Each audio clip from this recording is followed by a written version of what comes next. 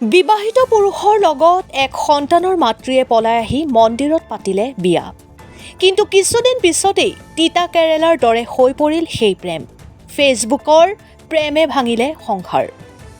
ধুবুৰী জিলাৰ গোলকগঞ্জ থানাৰ অন্তৰ্গত উত্তৰ ৰায়পুৰ দ্বিতীয় খণ্ড গাঁৱত এগৰাকী বিবাহিত মহিলাক এবছৰ পূৰ্বে ফেচবুকত প্ৰেম কৰি পলুৱাই আনি বিয়া কৰাই সংসাৰৰ নামত নিতৌ আতিশয্য চলোৱা ঘটনাই তীব্ৰ চাঞ্চল্যৰ সৃষ্টি কৰিছে।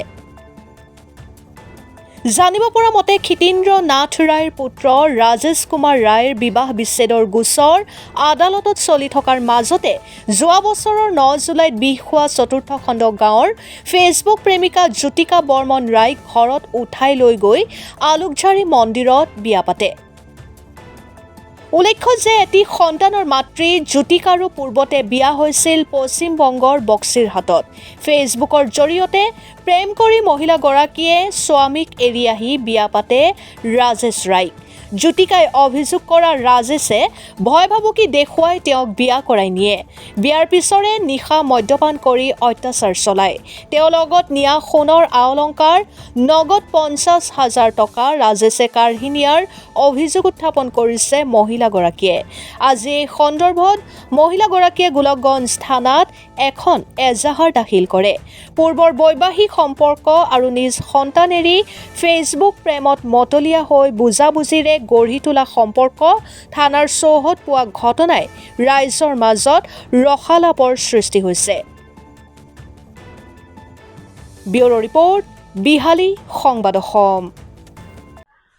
নমস্কাৰ, আমাৰ নাম জ্যোতিকা বৰ্মন। মই থানাত আহিছোঁ কাৰণ এক বছৰ আগত ৰাজেশ কুমাৰ ৰায়, তাৰ ঘৰ উত্তৰ ৰায়পুৰ নটকাৰপাৰ, তাই মোক ব্লেকমেইল কৰি আনিছে যে তই নাহিলে মই তোৰ ভাইটিক মাৰ্ডাৰ কৰিম, তই মোৰ লগত সংসাৰ কৰিব লাগিব।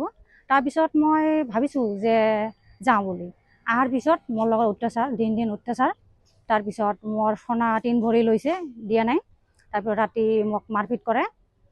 তাৰপিছত কালি ৰাতি পুৰা মাৰপিট কৰিছে, গলাত ফাঁচি দিয়াৰ কাৰণে ৰেডি হৈছে। মই তাত থাকি ওলাই গৈছোঁ, দৌৰিয়া কাকাৰ ঘৰত গৈছোঁ, কাকা শ্বশুৰৰ ঘৰত। তাৰপিছত ওনে যে ৰাতিখন ৰৈছোঁ। তাৰপৰে সকালে ও যাওয়াৰ পিছত তাৰপিছত মোক আবার মারিছে ওইখানে। রাজেশের ইয়ার আগত বিয়া হয়েছিল? হয়, বিয়া হয়েছে। তার আছে, তার স্ত্রী বাঁচি আছে এখনো। আর ওর একটা লড়া, একটা ছোৱালী আছে, তার লগত ডিভোর্স হয় নাই। আর মোক কৈছে ডিভোর্স হয়েছে বুলি। আমার ডিভোর্সের কথা কই তোমাক লৈ আহিছে? হয়। তোমার ল'ৰা ছোৱালী কত আছে?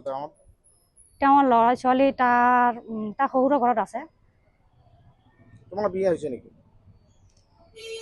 মোৰ লগত বিয়া হোৱা নাই, মোক এনে লৈছে, প্ৰলোভন দেখে আনিছে। তাৰপিছত বিয়াৰ কথা কৈ সংসাৰ কৰি আছে। আপোনাৰ আগত বিবাহ হৈছিল নেকি? হয়, হৈছে।